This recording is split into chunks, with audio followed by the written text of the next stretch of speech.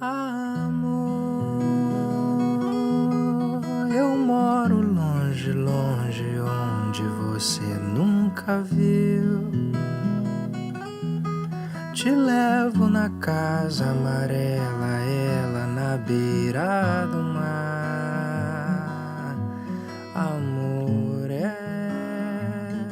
Instituto Inspiral apresenta Morada da Imagem, um podcast que escuta imagens e vê palavras.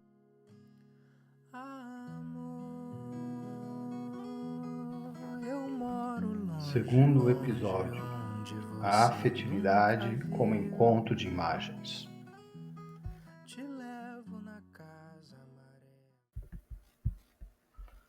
Olá, sou João Furtado, psicólogo clínico, e este é o nosso segundo encontro, a afetividade como encontro de imagens. Depois de refletirmos no nosso primeiro episódio, que o amor começa por uma metáfora, hoje seguimos esse fio, deixando que ele nos conduza ao coração do vínculo, ao núcleo do vínculo, o lugar onde as imagens se encontram, colidem, causam atrito e se transformam. Porque a relação afetiva também é isso, habitar as imagens que nos atravessam e incomodam. A afetividade, como encontro de imagens, nos convida, convoca a essa transformação. É como um instante poético em que o outro se torna uma imagem viva das múltiplas possibilidades de nos relacionarmos. E hoje, dentro dessa multiplicidade, vamos olhar especialmente para uma delas, aquela que mais provavelmente gera sofrimento, rupturas, conflitos, tramas e nós.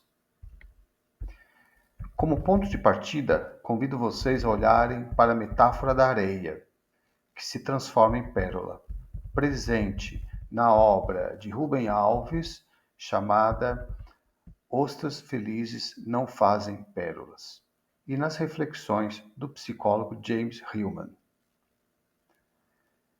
Esta metáfora ajuda-nos a imaginar que, em toda relação, possivelmente, há sempre um grão de areia, uma espécie de fragmento duro e irritante dentro do vínculo que dói e incomoda.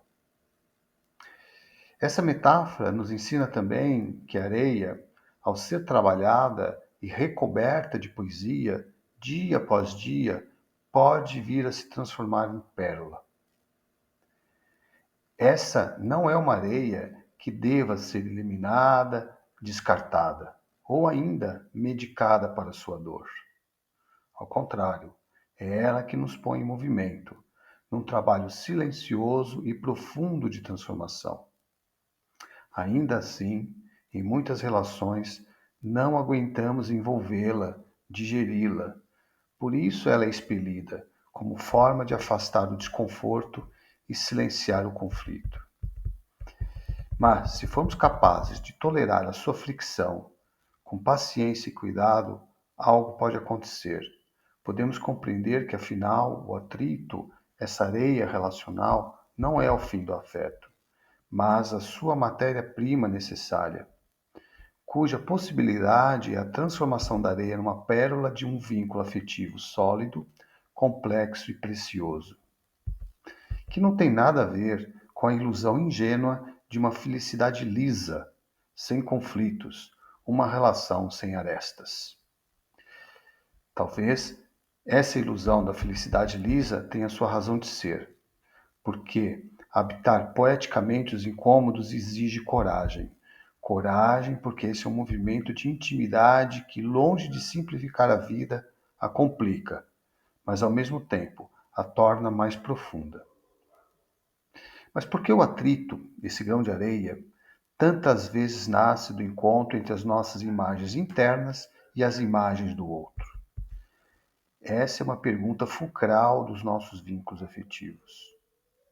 Talvez porque, quando ambas as imagens começam a se tocar, raspar, transitar, transar, o outro deixa de corresponder ao que imaginamos dele. E é aí que a metáfora se torna íntima. É aí que começa o verdadeiro encontro.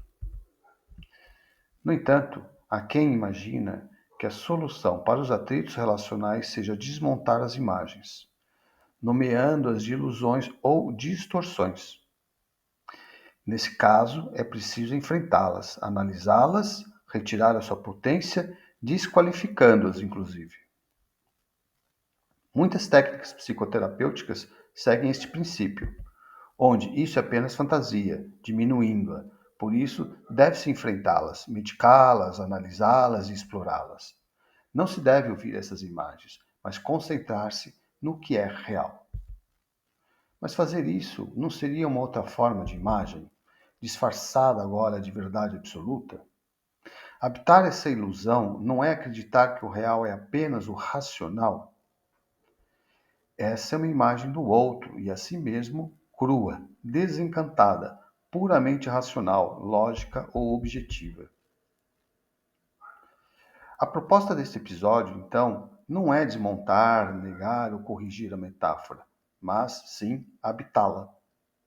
Entender que a fantasia não é um erro a ser corrigido, mas o primeiro movimento de um diálogo estético que pode e deve se aprofundar. Aquela imagem que nos tocou, atravessou e incomodou, ela pode ser refinada, aprofundada e tecida em conjunto com o outro, transformando-se de uma fantasia solitária para um vínculo vivo e verdadeiro. Eu diria mesmo que o encontro mais profundo não é aquele que ignora as imagens, mas que as partilha, não dizendo que são unicamente distorções da realidade, mas como ato corajoso para revisitá-las e transformá-las juntos, areia em pérola. Outra forma de habitar a imagem, bastante presente no nosso senso comum, é que ela é uma defesa, uma projeção. Quando dizemos, por exemplo, que a paixão é uma ilusão platônica, ou quando percebemos que ao falar do outro falamos de nós mesmos. Atribuímos aos outros sentimentos e impulsos que são nossos, mas que temos dificuldades em reconhecer conscientemente. Como diria Freud, quando Pedro fala de Paulo, sei mais de Pedro do que de Paulo. Dizemos, ele está contra mim, quando na verdade estamos com raiva. Nesta imagem como projeção, está subentendido que repetimos velhos padrões afetivos, inclusive traumas. É, por exemplo, ver num parceiro pai protetor, numa mãe amiga, mãe exigente, ou num chefe alguém cuja aprovação buscamos. É como se víssemos o outro através de uma lente afetiva criada muito cedo na vida. Uma lente moldada e condicionada por frases, gestos e padrões que se repetem geração após geração e que podem compor, inclusive, o tecido coletivo. Esses padrões afetivos, entre aspas, tornam-se mandatos silenciosos que se agarram à nossa personalidade e reaparecem disfarçadas nas relações afetivas. E o que fazer diante disso?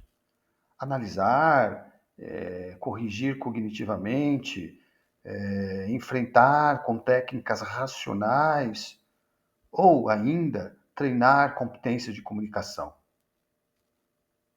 Mas o que estamos aqui a propor é que é possível habitar os nós, habitar as suas tramas.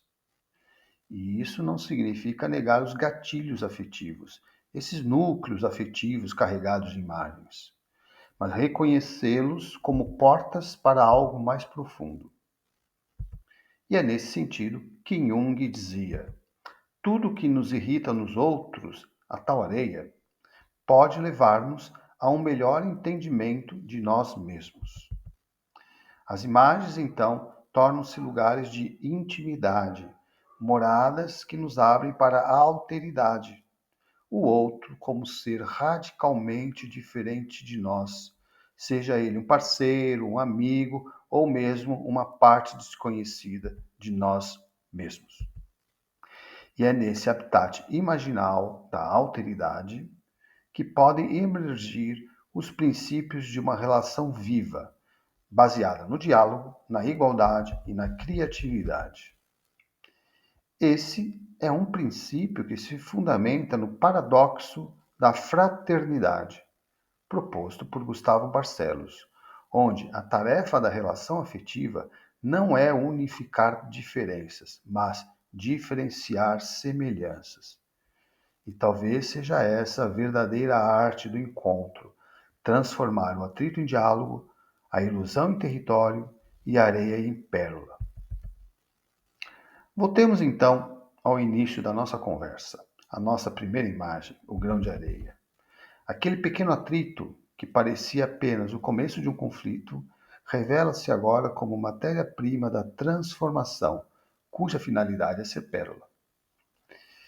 E talvez a pérola do afeto seja exatamente isso, o trabalho da alma de transformar atrito em imagem, incômodo em imaginação e dor em metáfora. Por fim, para encerrarmos este episódio, gostaria de deixar-vos uma questão, pois esta é também como o grão de areia. Quantas vezes as perguntas não nascem justamente de um incômodo, de uma dor ou de uma angústia?